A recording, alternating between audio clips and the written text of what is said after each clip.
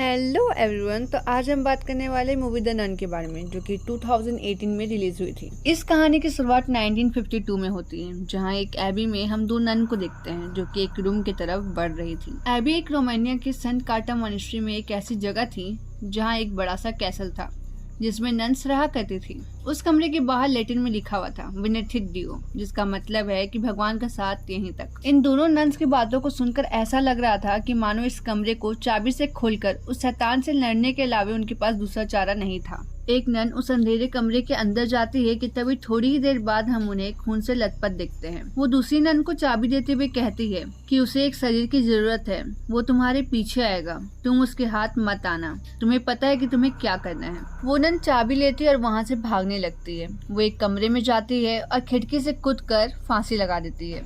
इस सीन में हम एक इविल नन की परछाई भी देखते हैं। नेक्स्ट मॉर्निंग हम फ्रेंची नाम के एक आदमी को देखते हैं जो एबी में नन के लिए खाने पीने का सामान पहुंचाता है कि तभी उसे वहां पर उस नन की डेड बॉडी दिखाई देती है जिसे वो कौवे खा रहे थे। यहाँ फ्रेंची सुसाइड की खबर वेटिकन भेज देता है, जहां हम वेटिकन में फादर बर्ग को देखते हैं जो कि बिशप फॉयने के बुलाने पर वेटिकन आए थे। उन्हें बिशप बोलते हैं कि रोमानिया में एबी नामक जगह पर उन्हें जाना होगा जहां रिसेंटली नन ने सुसाइड कर लिया है। यहाँ फादर को इस केस की तहकीकात करनी थी और साथ ही साथ ये भी जानना था कि वो जगह अभी भी पवित्र है या नहीं। वो उन्हें सिस्टर एरिना को अपने साथ ले जाने को कहते हैं, पर उसने अभी तक नन की शपथ नहीं ली थी, मतलब अभी वो नन नहीं है। वो कहते हैं वो सिस्टर एरिन को इसलिए चुन रहे हैं क्योंकि उन्हें इस जगह के बारे में बहुत कुछ पता है, और वो वहाँ फ्रेंची से भी मिलने को कहते हैं क्योंकि उसने सबसे पहले नन की लाश को देखा था। इसके बाद फादर बर्ग मिलते हैं सिस्टर एरिना से, जहाँ इन दोनों की बातों से हमें पता चलता है कि एरिना आज तक रोमानिया गई ही नहीं है। तो फिर क्यों बिशप फॉयने ने उन्हें इस काम के लिए चुना है,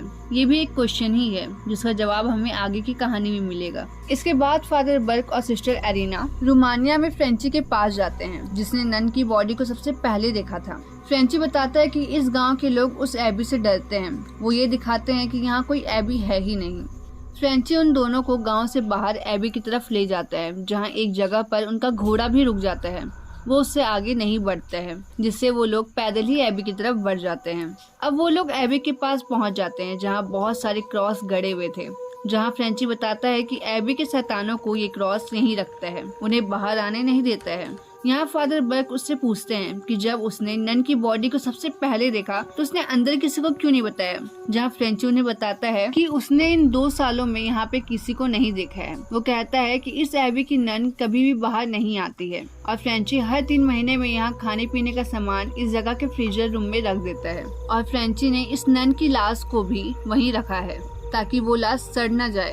अब ये तीनों उस एबी के फ्रीजर में पहुंच जाते हैं, जहां पर हम उस नन की लाश को देखते हैं जो कि बैठने की अवस्था में थी। यहाँ फ्रेंची उन्हें कहता है कि उसने इस लाश को ऐसे नहीं रखा था, वो उसे लिटा कर रखा था, जिसे देखकर फ्रेंची थोड़ा सा शॉक था क्योंकि उस लाश ने अपनी पोजीशन को चेंज कर लिया था। पर फादर उसकी बात पर ज्यादा ध्यान नहीं देते हैं। वो सब उस बॉडी के पास जाते हैं, जहाँ फादर बर्ग को इस लाश के हाथ में एक चाबी दिखती है जिसे हमने मूवी के स्टार्टिंग में ही देखा था। फादर इस चाबी को अपने पास रख लेते हैं। फ्रेंची उन्हें यहाँ पर एक दरवाजा भी दिखाता है और बताता है कि नन्स इसी दरवाजे से यहाँ आती है ताकि उन्हें बाहर ना आना पड़े। उसके बाद ये तीनों उसी नन की बॉडी को पूरे सम्मान के साथ दफना देते हैं, जिसके बाद वो लोग इस एबी के फ्रंट डोर के पास जाते हैं जहाँ फ्रेंची ने इस लाश को पहली बार देखा था, जहाँ पर उस लाश का खून अभी भी ताजा था। मतलब नन को मरे 1 हफ्ते हो चुका था पर अब तक उसका खून सूखा नहीं था। अब ये तीनों एबी के अंदर जाते हैं, जहां हम एक नन को ऊपर से खिड़की से झांकते हुए देखते हैं। अब अंदर आने पर अचानक से उन्हें एक नन दिखती है जो कि बैठी हुई थी, जो कि उनसे यहाँ आने का कारण पूछती है। जहां फादर उससे कहते हैं कि वो यहाँ पर हाल में हुई मौत के बारे में पता लगाने आए हैं। जहाँ वो उनसे सवाल करती है कि तुमने उसे किससे पूछ कर दफनाया। वो उन्हें कल आने को कहती है और एबी के बाहरी रुकने की जगह थी जहाँ पर वो उन्हें रुकने को कहती है। पर हम यहाँ नन की शक्ल नहीं देख पाते हैं, बस उसकी आवाज को सुनते हैं जो कि बहुत ही भयानक थी। अब यहाँ फ्रेंची वापस गांव चला जाता है। गांव जाने के टाइम उसे एक नन दिखती है, वो उसे आवाज देता है, उसके पीछे जाता है। जहाँ थोड़ी ही देर बाद वो वहीं एबी के पास पहुंच जाता है कि तभी उसी नन की लाश एक पेड़ से लटकी हुई उसके सामने आती है, जिसे देखकर वो डर जाता है और नीचे गिर जाता है। वो बॉडी फ्रेंची के ऊपर गिर जाती है और उस पर वार कर देती है। वो फौरन उस एबी के बाहर से गड़ा हुआ एक क्रॉस को उठाता है और उसे पकड़ कर अपने गाँव चला जाता है। अब यहाँ सीन चेंज होता है, जहाँ फादर और सिस्टर बात कर रहे थे, जहाँ हमें पता चलता है कि आज से तकरीबन 20 साल पहले फादर बर्क ने फ्रेंच में एक डैनियल नाम के लड़के के शरीर से एक शैतान को निकाला था, और इस प्रोसेस में डैनियल को इतनी चोटें आई थी जिससे वो कुछ ही दिनों में मारा गया था। इस प्रोसेस के बाद सबको यही लग रहा था कि शैतान उसके शरीर से निकल गया है और वो ठीक हो चुका है, पर फादर बर्क को ऐसा लगता था कि कुछ न कुछ अभी भी उसके शरीर में मौजूद है। उन्हें डैनियल के मर जाने का बहुत दुख हुआ था। यहाँ सिस्टर एरिन भी बताती है कि उन्हें बचपन में अजीब सी विजन्स आते थे, जिसे लास्ट में सिर्फ एक ही बात होता था कि मदर मैरी उसे रास्ता दिखाएगी, जिसके कारण उसके फादर उसे पागल समझ रहे थे। उस वक्त बिशप फॉर्ने ने उनकी मदद करी थी, जिनसे हमने फादर बर्क को स्टार्टिंग के सीन में ही मिलते देखा था, और शायद यही एक वजह हो सकती है जिसके कारण सिस्टर एरिन को इस काम के लिए चुना गया। उससे रात अचानक से फादर बर्क की नींद टूट जाती है एक म्यूजिक डिवाइस के आवाज से। वो उस डिवाइस के पास जाते हैं जहां वो अपने आप ही बंद हो जाता है। तभी फादर को कोई दिखाई देता है जो फादर को अपने पास बुला रहा था। फादर उसका पीछा करते हैं और वहीं एबी के कब्रिस्तान पर पहुंच जाते हैं, जहां उन्हें वही लड़का डैनियल दिखाई देता है। वो उसके पास जाते हैं कि तभी उसके मुंह से एक सांप निकलता है। ये सांप फादर पर हमला करता है, जिससे फादर सीधा गिरते एक कब्र के अंदर और ये कफन अपने आप ही बंद हो जाता है, जिससे फादर यहीं फंस जाते हैं, जिससे वो मदद के लिए चिल्लाने लगते हैं। यहाँ के कफन के बाहर एक बैल लगा था, जिसकी रस्सी फादर के कफन के अंदर थी, जिसे बजाकर वो सिस्टर एरिना को मदद के लिए बुला रहे थे। यहीं दूसरी तरफ सिस्टर एरिना की नींद खुलती है, जिसके पीछे हम एक नन की परछाई या आकृति को देखते हैं। यहाँ एरिना एबी के चैंपल में जाती है, जहाँ बहुत सारी नन्स प्रेयर कर रही थी। जहाँ आईने में उसे एक डिमोनिक नन उसके पीछे दिखाई देती है। अब वो आईना टूट जाता है। एरिना देखती है कि वहाँ की सारी नन अचानक से गायब हो गई है। वो डर जाती है और वहाँ से भाग जाती है, जहाँ भागकर वो एबी के कब्रिस्तान पर पहुँच जाती है, जहाँ उसे घंटी की आवाज सुनाई देने लगती है। वो जैसे ही उस आवाज की तरफ जाती है कि तभी वहाँ के सारे कफन की घंटी बजने लगती है। एरिना अपने आंखें बंद करती है कि तभी उसे विजन आती है उस कफन की जिसमें फादर बर्क थे, और वो एक कुल्हाड़ी की मदद से जमीन को खोदकर फादर को बाहर निकालने की कोशिश करती है। यहाँ हम कफन के अंदर एक डिमोनिक हैंड को देखते हैं जो फादर पर हमला करते हुए दिखाई देता है, पर इससे पहले उन्हें कुछ हो पाता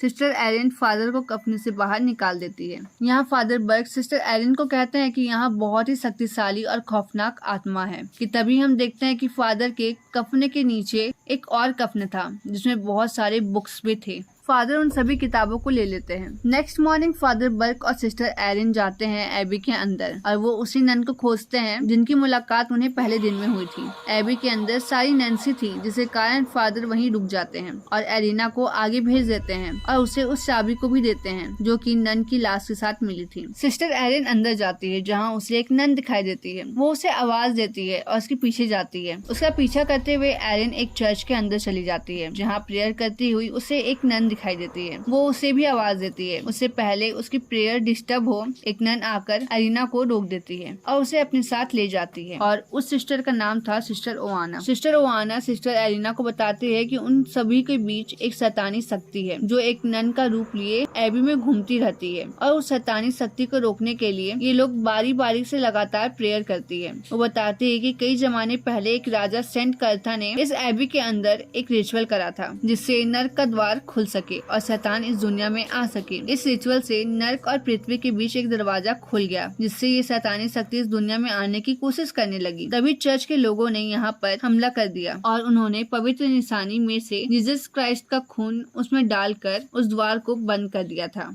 और चर्च ने इसे एक एबी बना दिया। यहीं दूसरी तरफ हम फादर को एक बुक पढ़ता हुआ देखते हैं जिसमें उन्हें डीमन के बारे में सब कुछ पता चल गया था कि इस डीमन का नाम है वेलेक, जो कि किसी का भी रूप लेकर उसके सामने आ सकता है। ये वही डीमन है जिसे ड्यूक ने नर्क के दरवाजे से यहाँ बुलाया था, पर चर्च के लोगों ने इस द्वार को बंद कर दिया। सिस्टर ओआना बताती है लेकिन कुछ साल पहले बमबारी के कारण ये द्वार वापस से खुल गया और तभी से ये शैतान यहीं पर दिख रहा है। दूसरी तरफ हम फ्रेंची को देखते हैं जो कि गाँव के बार में बैठा था। वहाँ उसे पता चलता है कि गांव के एक आदमी जिसका नाम है लुका, जिसकी 12 साल की बेटी ने आत्महत्या कर ली। बार का ओनर मान रहा था कि ये उस श्रापित जगह एबी के कारण हो रहा है और जो कि फ्रेंची ने 2 लोगों को एबी में छोड़ा है वो लोग भी जरूर मारे जाएंगे। इसके बाद हम उसी एबी में नन को देखते हैं जो फादर से बात कर रही थी। जब फादर इस नन के फेस से कवर हटाने की कोशिश करते हैं तभी ये नन उन पर हमला कर देती है और रियलिटी में ये एक कंकाल थी। फादर वहाँ से भागने लगते हैं। यहाँ पर बहुत सारी डरावनी चीजें भी होती है जिसे बोलकर बताया नहीं जा सकता है। जैसे ही नन उन पर हमला करती है वहाँ फ्रेंची आ जाता है और गन से उसे शूट कर देता है। फ्रेंची फादर और सिस्टर की हेल्प करने के लिए वापस आ गया था। यहीं दूसरी तरफ बाहर का गेट बंद हो जाने के कारण वो लोग एलिना को यहीं रुकने को कहते हैं और एक रूम में ले जाते हैं, फिर उस रूम को बाहर से बंद कर देते हैं। यहाँ एलिना को एक विजन आता है और उसकी आंखें खुल जाती है जहाँ वो एक नन को अपने रूम में प्रेयर करती हुई दिखती है। इससे पहले सिस्टर एरिन उस नन से कुछ बातें कर पाती, वो अचानक से ही गायब हो जाती है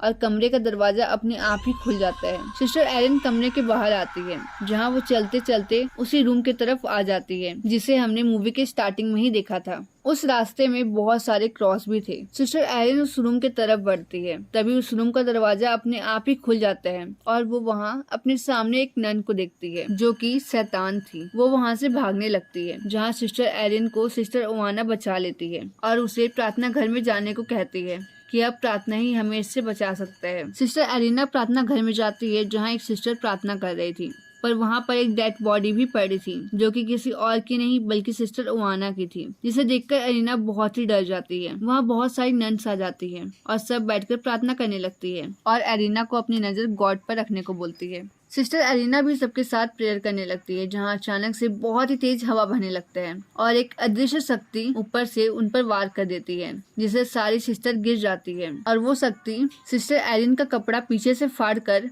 उसके ऊपर स्क्रैच करने लग जाती है और एक स्टार का साइन बना देती है, जिससे एरिन को बहुत ही तकलीफ होता है, फिर भी वो प्रार्थना करना नहीं छोड़ती है। तभी उस चैम्बर के दरवाजे पर फादर बर्क और फ्रेंची आ जाते हैं और एरिना फौरन गेट खोलकर उन्हें बताती है कि वो सब यहाँ प्रार्थना कर रही थी। वो सभी नन मिलकर यहाँ पर प्रार्थना कर रही थी, पर फादर बर्क और फ्रेंची वहाँ देखते हैं जहाँ पर उन्हें कोई भी दिखाई नहीं देता है, जिसे देखकर एरिना भी काफी शॉक्ड हो जाती है। मतलब एबी में जितनी भी नन थी वो सभी की सभी मारी जा चुकी है और जिस नन को भी वो देख पा रही थी वो एक छलावा था। पर यहाँ पर वही सिस्टर ओवाना की डेड बॉडी अभी भी वहीं पर थी। सिस्टर एरिन उसे देखती है और उस बॉडी के अंदर अचानक से जान आ जाती है और वो उन पर हमला कर देती है। तभी फ्रेंची उसे शूट कर देता है। यहाँ सिस्टर एरिन को सब समझ आ गया था। सिस्टर एरिन उन्हें बताती है कि इस शैतान को बाहर आने के लिए एक शरीर की जरूरत है और इस सिस्टर ने खुदकुशी नहीं बल्कि अपनी कुर्बानी दी थी ताकि शैतान उन पर कब्जा ना कर सके।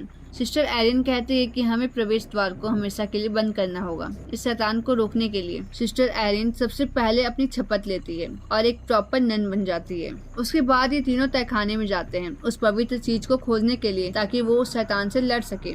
एरिन को मैरी के विजन्स आते थे जिसकी मदद से उन्हें दीवार पर एक की होल दिखता है। सिस्टर एरिन इस की होल में वही चाबी को डाल देती है, तभी दीवार के अंदर से वही पवित्र चीज निकलता है जो कुछ और नहीं बल्कि जीसस क्राइस्ट का खून था। फादर इस पवित्र चीज को एरिन को दे देते हैं और फिर तीनों उस दरवाजे के पास जाते हैं जहाँ लिखा था विनिथिड डियो, जिसका मतलब है भगवान का साथ सिर्फ यहीं तक। उनके हिसाब से नरक से जुड़ने वाली गेट इसी के अंदर होगी। यहाँ अंदर जाने के बाद तीनों अलग अलग डायरेक्शन में चले जाते हैं और यहाँ पर बहुत से ऐसी डरावनी चीजें भी होती है जिसे बोलकर बताया नहीं जा सकता है। अब सिस्टर एरिन एक रूम में जाती है जहाँ एक कैंडल जल रहा था। वो उसके पास जाती है कि तभी वो खुद को उस साइन के बीच में पाती है जैसा साइन उस शक्ति ने उसकी पीठ पर बनाया था। तभी उसके चारों तरफ बहुत सारी नन्स आ जाती हैं और उसे घेर लेती है। उस कमरे का दरवाजा अपने आप ही बंद हो जाता है। फ्रेंची तभी उस दरवाजे को तोड़कर अंदर आ जाता है जहाँ उसके सामने वही सारी नन्स होती है। जैसे तैसे वो सिस्टर एरिन के पास पहुँच जाता है जहाँ वो वैलेक के द्वारा पजेस्ट हो चुकी थी। एरिन फ्रेंची पर हमला कर देती है, पर फ्रेंची उसके गले में रखे उस पवित्र चीज की मदद से उस वैलेक को सिस्टर एरिन के शरीर से बाहर निकाल देता है। और यहाँ दूसरी तरफ फादर बर्क को भी बहुत सारी नन्स घेर लेती है, जिससे बचने के लिए वो रास्ते में क्रॉस का सिंबल बनाकर उस पर आग लगा देते हैं। अब यहाँ वैलेक फ्रेंची पर अटैक कर देते हैं जिससे फ्रेंची बेहोश हो जाता है और उसके बाद वैलेक सिस्टर एरिन पर अटैक करके उसे पानी में डुबोने की कोशिश करता है। यहाँ एरिन उस पवित्र जीसस के खून को देख लेती है, पर वो वैलेक के हाथ लग जाता है। पर वो बोतल टूटी हुई थी और उसके अंदर क्राइस्ट का खून नहीं था। वैलेक तुरंत ही एरिन को पानी से बाहर निकालती है। जैसे ही सिस्टर एरिन का फेस बाहर आता है वो तुरंत क्राइस्ट का खून अपने मुंह से वैलेक के ऊपर छिड़क देती है। एरिन ने उस खून को अपने मुंह के अंदर भर लिया था। खून की सीटें पड़ते ही वो वैलेक उस पानी के अंदर खींचे चली जाती है और वो नर्क का द्वार हमेशा के लिए बंद हो जाता है। और यहाँ फ्रेंची पानी में कूदकर सिस्टर एरिन को बचा लेता है और यहाँ फादर बर्ग भी आते हैं। तीनों एबी से बाहर आकर वहाँ रहने वाली सभी नन्स का अंतिम संस्कार करते हैं जिसे वैलेक ने अपना शिकार बनाया था। सिस्टर एरिन अब बोलती है कि एबी अब वापस से पवित्र हो चुका है। इस सीन में हमें फ्रेंची का असली नाम भी पता चलता है, जहां उसका असली नाम था मॉरिस। वैलेक डीमन अब इस दुनिया से वापस चला गया था और ये भी हो सकता है कि वो अभी भी इस दुनिया में ही था। तभी सब लोग टांगे में बैठते हैं और यहाँ से जाने लगते हैं, जहाँ फ्रेंची के शरीर पर हम उल्टा क्रॉस बना हुआ देखते हैं। यानी वैलेक ने फ्रेंची को अपने वश में कर लिया था। शायद वैलेक ने फ्रेंची को उस समय वश में किया होगा जब फ्रेंची ने एरिन के शरीर से वैलेक को बाहर निकाला था। जहाँ हमें वो सीन दिखाया जाता है जहाँ वैलेक के मुंह से एक सांप निकलता है और फ्रेंची के मुंह के अंदर चला जाता है। मतलब वैलेक अब उस एबी को छोड़कर हमारी इस दुनिया में आ चुका था और ये मूवी यहीं पर खत्म हो जाती है। आई होप आपको ये वीडियो पसंद आई हो। अगर आपको ये वीडियो पसंद आई हो तो इस वीडियो को लाइक करें, चैनल को सब्सक्राइब करें, हमें सपोर्ट करें। Thanks for watching.